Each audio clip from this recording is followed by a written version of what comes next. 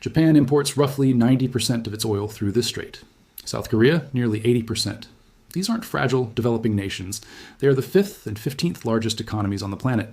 They are the twin engines of high-tech global manufacturing. They build the ships, they design the microchips, they manufacture the robotics that keep the modern world functioning. And right now, tonight, they are completely exposed. If the Strait of Hormuz closes, truly, durably closes, the clock does not start ticking for the countries of the Middle East. The clock starts ticking for Asia, and it is a very short clock. This is not a theoretical exercise. This is a mathematical certainty. When 20 million barrels of oil and 20% of the world's liquefied natural gas suddenly stop flowing through a 21-mile gap of salt water, the consequences do not unfold over years. They unfold over days. They unfold in the boardrooms of Tokyo, the industrial ports of Ulsan, and the darkened streets of cities that have forgotten what it means to run out of power. This is the anatomy of a systemic collapse. This is exactly what happens to the world's most advanced economies in the first 30 days after the Hormuz trap snaps shut. To understand the sheer, terrifying scale of what happens next, you have to understand the physical reality of the Strait of Hormuz. It is not just a waterway, it is an industrial conveyor belt that never, ever stops. On a normal Tuesday, a very large crude carrier, a VLCC, a ship so impossibly massive that you could lay the Empire State Building across its deck and still have room to spare, passes through the strait roughly every 90 minutes.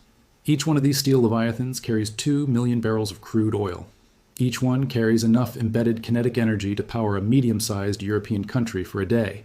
They move in a continuous, synchronized dance, inbound empty, outbound loaded, threading the needle between the Iranian coastline to the north and the Omani Peninsula to the south. But when the strait closes, the dance doesn't just slow down, it violently aborts. The moment an authoritative threat is verified, a confirmed strike, a deployed swarm of drones, or a sudden dramatic spike in war risk insurance premiums issued by the underwriters at Lloyd's of London, the global shipping network slams on the brakes. The captains of these VLCCs do not take chances. They cannot take chances. Operating a $150 million vessel carrying $200 million worth of highly flammable cargo in a contested military zone without valid insurance is an existential risk to the shipping company. It breaches maritime law, it violates the terms of the cargo buyers, and it exposes the crew to unacceptable danger. So they stop. Within the first 12 hours of the closure, a ghost fleet materializes in the Gulf of Oman. Dozens, then hundreds of supertankers, LNG carriers, and container ships drop their anchors in the deep water outside the strait. The engines idle. The radar dishes spin. The crews step out onto the steel decks, look toward the horizon, and wait. They are waiting for a diplomatic miracle. They are waiting for a military escort. They are waiting for someone, somewhere, to tell them the water is safe. But the water is not safe, and while those ships sit perfectly still in the Arabian Sea, a terrifying invisible vacuum begins traveling across the Pacific Ocean at the speed of light. The physical ships haven't moved, but the financial markets react instantly. In the trading rooms of Singapore, London, and New York, the algorithms that dictate the price of human energy realize that 20% of the global oil supply has just been erased from the spreadsheet. The reaction is brutal, immediate, and utterly devoid of emotion. Brent crude, the global benchmark for oil, violently spikes. It breaches $100 a barrel, then $120, then $150. There is no upper limit because there is no immediate replacement. You cannot suddenly invent 20 million barrels of oil a day. You cannot reroute it through a magical non-existent pipeline. The Saudi East-West pipeline can offset perhaps 5 million barrels a day at maximum throughput. The UAE's Habshan Fujairah pipeline can offset maybe 1.5 million. The math is unforgiving. There's a massive gaping hole in the global energy supply, and the market knows it. But the price of oil is only the symptom. The disease is the physical shortage, and the first patient to feel the symptoms is South Korea. South Korea is an economic miracle built on a foundation of absolute vulnerability. It is a peninsula that functions like an island. It shares a heavily militarized border to the north, meaning no pipelines can bring energy from the Asian mainland. Everything South Korea burns, everything it refines, everything it uses to power its export-driven juggernaut of an economy must arrive by sea. And 80% of that crude oil comes directly through the Strait of Hormuz. At the 24-hour mark, the executives at the Ulsan petrochemical complex, one of the largest oil refining hubs on the face of the earth, are staring at their logistical dashboards in total silence. Ulsan is a sprawling, neon-lit labyrinth of cracking towers, storage tanks, and miles of silver pipelines. It is the beating heart of the South Korean economy. It takes the heavy, sour crude from the Persian Gulf and transforms it into the diesel that runs the country's trucks, the jet fuel that flies its planes, and the raw petrochemicals that are essential for manufacturing plastics, electronics, and automotive parts. Ulsan operates on a just-in-time delivery system. This is a marvel of modern logistical efficiency. Why pay to store tens of millions of barrels of oil locally when you have a continuous, reliable pipeline of supertankers arriving exactly when you need them, but just in time relies on the Strait of Hormuz remaining open all the time? The ships that were supposed to arrive next week are now anchored off the coast of Oman. The ships that were supposed to load tomorrow are paralyzed in the ports of Saudi Arabia and Kuwait. The unbroken chain of energy has been snapped. The South Korean government, recognizing the existential threat, immediately convenes emergency task forces. They assess the Strategic Petroleum Reserve. By law, South Korea holds enough emergency oil to cover roughly 90 to 100 days of net imports. 100 days sounds like a long time. It sounds like a comfortable buffer. It is an illusion. As the crisis passes the 3-day mark, the true nature of strategic petroleum reserves becomes terrifyingly clear to the public. Strategic reserves are not designed to perfectly replace the flow of incoming supertankers. They are designed to cushion the blow. Releasing oil from the SPR is a massive, complex logistical undertaking. It requires moving oil from underground salt caverns and storage tanks into the refineries, a process constrained by pipeline capacities and pumping limits. You cannot simply flip a switch and release 3 million barrels a day into the South Korean economy. More importantly, the moment a government begins draining its strategic reserves, a deep psychological panic sets in. The SPR is the absolute last line of defense. It is the emergency rations in the lifeboat. If you're eating the emergency rations on day 3, what are you going to eat on day 30? In Japan, the situation is mirroring South Korea, but with an added layer of electrical terror. Japan is the 5th largest economy in the world. It is the architect of the modern automotive industry, the pioneer of high-speed rail, and a nation entirely dependent on imported fuel to keep the lights on. Following the Fukushima disaster in 2011, Japan dramatically scaled back its reliance on nuclear power. To fill the massive void in its electrical grid, it turned to liquefied natural gas. Japan became one of the largest importers of LNG on the planet. And roughly 20% of the world's LNG passes through the Strait of Hormuz, primarily originating from the massive, hyper-efficient export terminals of Qatar. Crude oil is relatively easy to store. You can pump it into large steel tanks and leave it there. LNG is a completely different beast. To transport natural gas across the ocean, you must cool it to negative 260 degrees Fahrenheit, transforming it into a liquid. It is loaded onto highly specialized, heavily insulated ships. But you cannot store LNG indefinitely. Even in the most advanced cryogenic tanks, the liquid gas slowly warms and boils off over time. Because of this physical limitation, nations cannot stockpile years' worth of LNG. Japan's LNG reserves typically cover only about 2 to 3 weeks of domestic consumption. Read that again, 2 to 3 weeks. At the 72-hour mark of the Hormuz closure, the Japanese Ministry of Economy, Trade and Industry issues its first set of quiet, desperate directives to the major utilities. The directives are simple but terrifying. Conserve the gas. Prepare for load shedding. Load shedding is the polite, bureaucratic term for rolling blackouts. It means intentionally turning off the electricity to certain parts of the grid to prevent the entire system from experiencing a catastrophic, cascading failure. In a city like Tokyo, a sprawling, hyper-dense metropolis of 37 million people, electricity is not a luxury. It is the fundamental law of physics that keeps the city from collapsing in on itself. Electricity runs the water pumps that deliver clean water to high-rise apartments. Electricity runs the server farms that process every financial transaction in the Asian time zone. Electricity runs the complex signaling network of the Shinkansen, the bullet trains that move millions of people with second-by-second precision. By the end of the first week, the Phantom Fleet in the Gulf of Oman has grown to over 300 vessels. The price of oil is stabilizing at a cripplingly high plateau. The global supply chain algorithms are desperately trying to reroute ships from West Africa, from the United States, from the North Sea, trying to plug the massive gap in Asian energy. But it takes a supertanker from the U.S. Gulf Coast nearly 2 months to reach Yokohama. It takes a ship from Nigeria over a month to reach Ulsan. Help is not coming fast enough. The 30-day clock is ticking, and the twin engines of Asia are about to experience the true physical pain of energy starvation. The easy part, the initial shock, the market panic, the boardroom meetings, is over. Now, the factories have to start turning off the machines. 1 week has passed since the Strait of Hormuz closed. The Phantom Fleet in the Gulf of Oman has now swelled to over 400 vessels. From space, the satellite imagery shows a terrifying, static constellation of white dots scattered across the dark blue of the Arabian Sea. None of them are moving. The initial shockwave has subsided, replaced by a cold, calculating dread in the ministries of Tokyo and Seoul.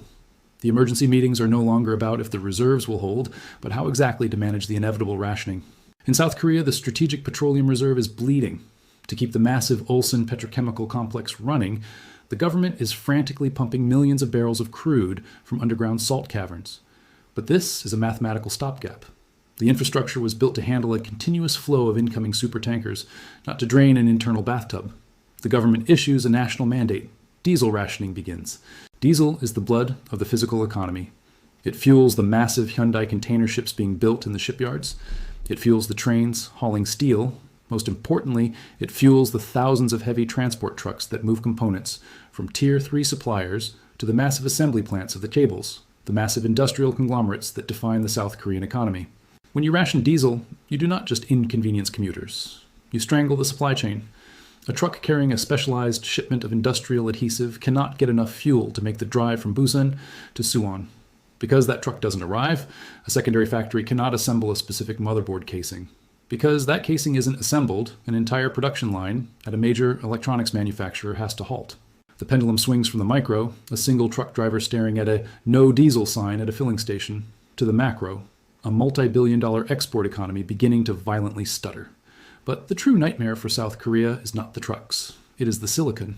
South Korea is the undisputed global heavyweight in memory chips. Companies like Samsung and SK Hynix control a staggering majority of the global market for DRAM and NAND flash memory. These are the microscopic brains required for every smartphone, every cloud server farm, every electric vehicle, and every advanced weapon system on Earth. To manufacture a semiconductor, you need a fabrication plant, or fab. A fab is arguably the most complex, precise, and power-hungry manufacturing environment ever created by human beings. The silicon wafers inside these machines are baked, etched, and layered at the atomic level. The process takes up to 3 months of continuous, unbroken manufacturing. The absolute most critical requirement for a fab is perfectly stable, uninterrupted electricity. If a fab loses power, even for a fraction of a second, a voltage dip so fast the human eye wouldn't even register the lights flickering, the entire production line is destroyed. The microscopic lasers fall out of alignment. The chemical baths stagnate. Millions of dollars of silicon wafers are instantly turned into useless, toxic trash.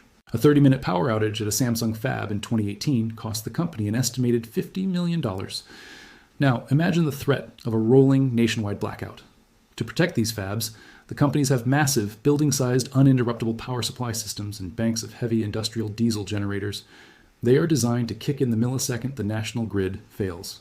But there is a fatal flaw in this armor. Those backup generators run on diesel, and the diesel comes from Ulsan. And Ulsan's crude oil is trapped 4,000 miles away in the Strait of Hormuz. By day 10, the South Korean government is forced to make a brutal triage decision. They prioritize the power grid for the semiconductor fabs above all else. They literally begin shutting off power to residential neighborhoods, turning off streetlights and throttling secondary manufacturing, textiles, appliances, steel, just to ensure that the silicon lifeline does not snap. The people of Seoul, a city defined by its glowing, neon-drenched nightscape, look out their windows to see entire districts plunging into absolute darkness. They are sitting in the cold so that the world's memory chips can continue to bake. But even with this extreme triage, the clock is ticking.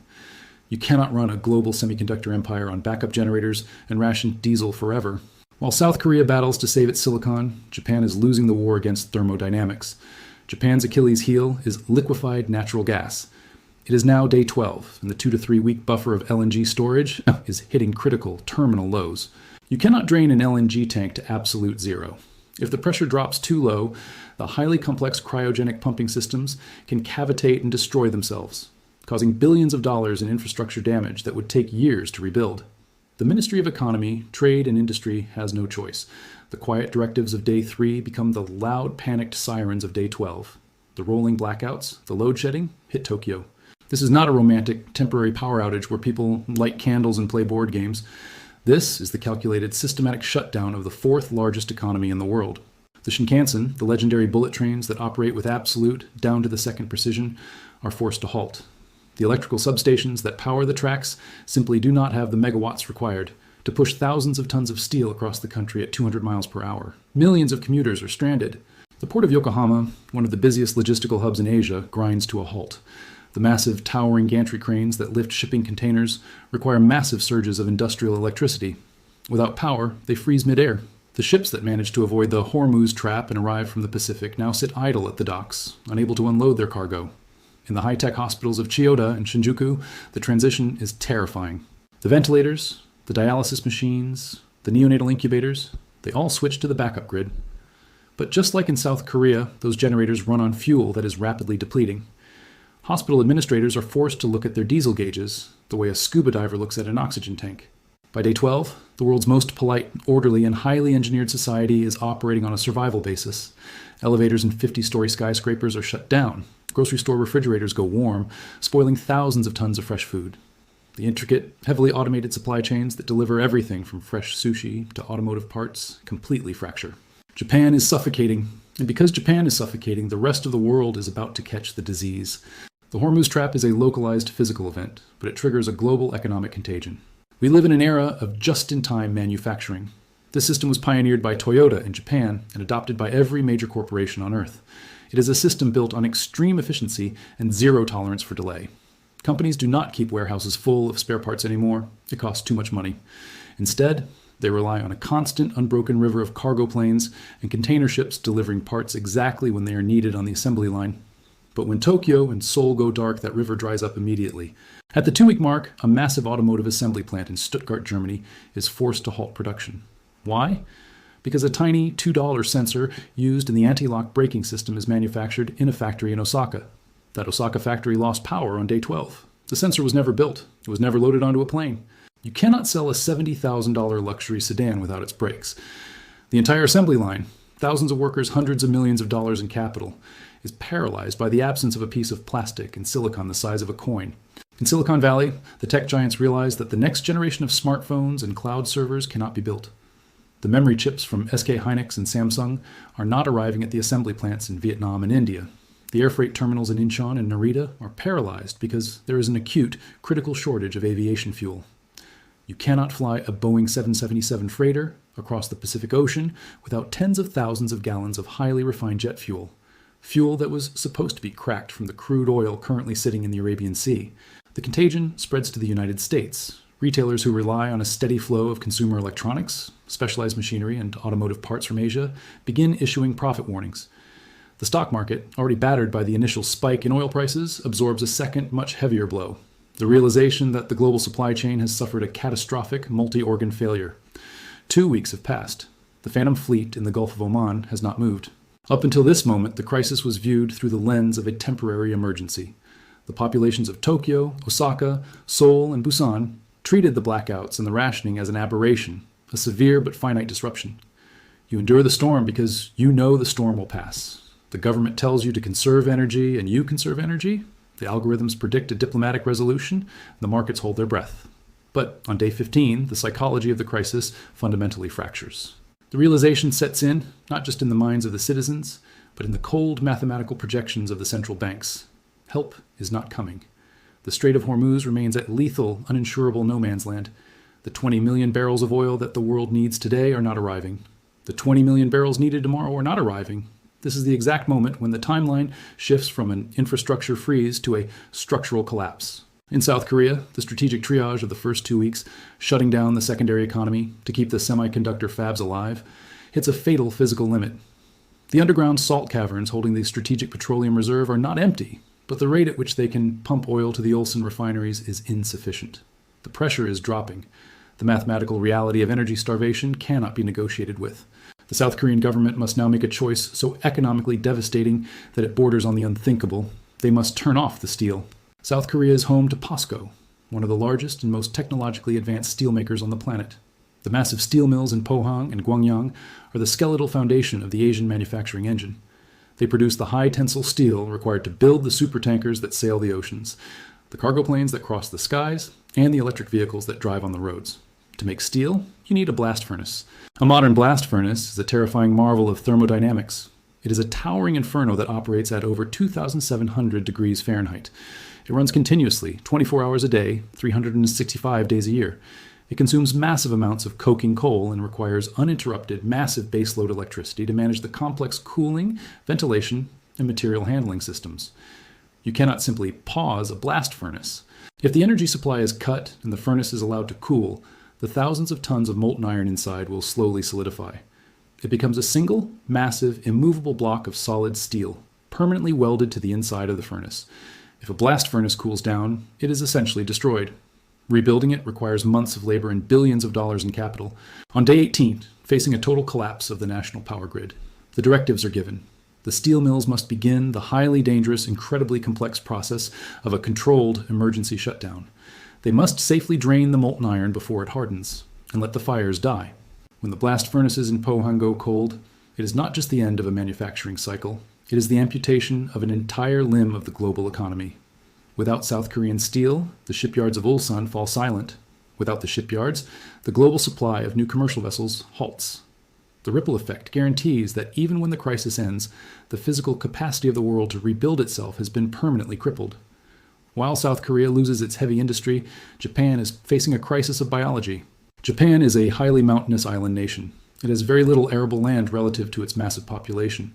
Because of this geographic reality, Japan imports roughly 60% of its caloric intake. To feed 125 million people, Japan relies on the most sophisticated, precise, and energy-intensive food logistics network on Earth, the cold chain. The cold chain is the invisible, unbroken line of refrigeration that keeps a piece of salmon caught in the Atlantic fresh until it reaches a supermarket in Shibuya, or keeps American beef frozen until it hits a restaurant in Osaka. It relies on refrigerated cargo ships, massive industrial cold storage warehouses at the ports, and fleets of specialized diesel-powered refrigerated trucks. By day 21, the cold chain violently breaks. The rolling blackouts, previously localized and scheduled, are now massive, unpredictable, and sustained. The industrial cold storage warehouses at the port of Yokohama, massive multi-story freezers holding thousands of tons of imported meat, fish, and dairy, lose their grid power. Their backup diesel generators, running continuously for a week, finally suck air as the diesel rationing hits absolute zero. The temperature inside the warehouses slowly begins to rise. At the same time, the specialized refrigerated trucks cannot get fuel. The highways are empty. The food that is already inside the country cannot be transported to the cities, and the food that is sitting in the ports cannot be kept cold. The result is a horrific, compounding disaster. Millions of dollars worth of vital food supplies spoil in a matter of days. The meticulously stocked convenience stores of Tokyo, the literal lifelines of the urban population, empty out and stay empty. This is the brutal reality of the Hormuz trap. It does not just deny you the fuel to drive your car. It denies you the energy required to feed your population.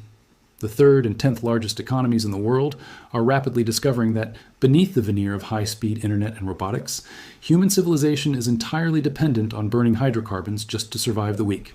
As the physical infrastructure collapses, the financial architecture follows. You cannot separate the energy crisis from the currency crisis. The Japanese yen and the South Korean won are currencies backed by the immense export power of their respective economies. They hold value because the world constantly needs to buy yen and won to purchase Japanese cars, Korean microchips, and Asian electronics. But on day 25, there are no exports. The factories are dark, the ports are paralyzed, the cargo planes are grounded. Simultaneously, both nations are desperately trying to buy whatever non-Hormuz oil exists on the open market. Oil from the United States, from the North Sea, from West Africa. But that oil is now trading at well over $200 a barrel, and it must be purchased in US dollars. This triggers a devastating macroeconomic death spiral. To buy the life-saving oil, the central banks in Tokyo and Seoul must aggressively sell their own currencies to acquire US dollars. They are dumping yen and won onto the open market precisely at the moment when no international investor wants to hold them, because the economies backing those currencies have physically stopped functioning. The value of the yen and the won goes into freefall. This phenomenon is known as imported inflation, but on a scale never before seen in modern history. Even if a shipment of American LNG miraculously arrives at Tokyo Bay, the collapsed value of the yen means the actual cost of that energy in local terms is unfathomable. The Bank of Japan and the Bank of Korea are trapped. If they raise interest rates to protect the currency, they instantly bankrupt thousands of domestic businesses already teetering on the edge of ruin due to the blackouts. If they print more money to bail out the paralyzed industries, they hyperinflate the currency and destroy the savings of their citizens. Capital flight begins. International investors mercilessly pull trillions of dollars out of the Asian markets, seeking the absolute safety of the US dollar and gold. The stock markets in Tokyo and Seoul do not just crash, they are effectively suspended. The financial contagion that began 2 weeks ago has now fully mutated into a global sovereign debt crisis. By the final days of the month, the macroeconomic statistics give way to the grim, undeniable reality of the human toll. A modern megacity without power is a profoundly dangerous environment. It is not designed to function in the dark. In the towering hyperdense apartment blocks of Seoul and Tokyo, the lack of electricity means the high-pressure water pumps fail. Millions of residents living above the third floor have no running water. Toilets cannot flush.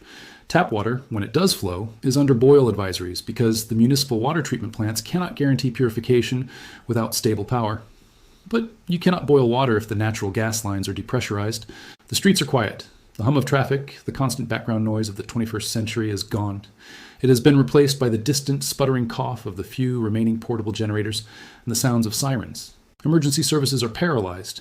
Ambulances cannot guarantee a response because the centralized dispatch systems are failing and the ambulances themselves are running out of fuel. Fire departments are terrified.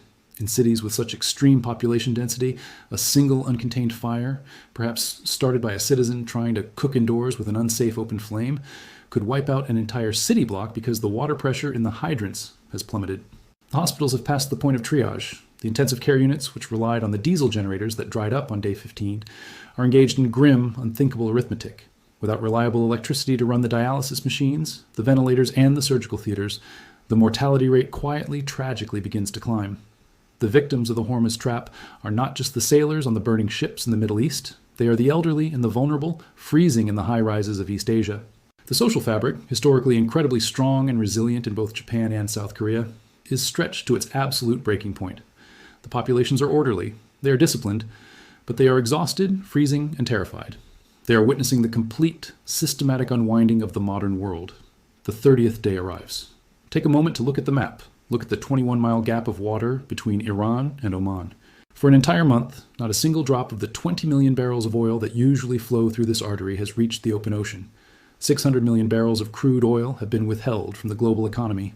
The Phantom Fleet in the Gulf of Oman is still there, its hulls rusting under the sun, a trillion-dollar monument to geopolitical failure. In Tokyo, the fourth largest economy on Earth is operating at barely 30% capacity. In Seoul, the silicon heart of the digital age has flatlined, the blast furnaces are cold blocks of dead steel, and the economic miracle of the Han River has been brought to its knees. The global economy is officially in a severe, synchronized depression. The supply chains that connected the factories of Asia to the retail shelves of Europe and the United States are broken. But the most terrifying part of the 30-day timeline is not what happens on day 30. It is what happens on day 31. Suppose, miraculously, a diplomatic breakthrough occurs on the 31st day. Suppose the threats are retracted, the mines are cleared, and the Strait of Hormuz is officially declared open. It does not matter. The world does not just snap back to normal. You cannot simply flip the switch and turn Tokyo back on. The LNG supply chains take months to resynchronize. The shipping companies, having suffered catastrophic financial losses, will demand exorbitant permanent risk premiums to ever sail those waters again. The blast furnaces in South Korea will take a year and billions of dollars to rebuild.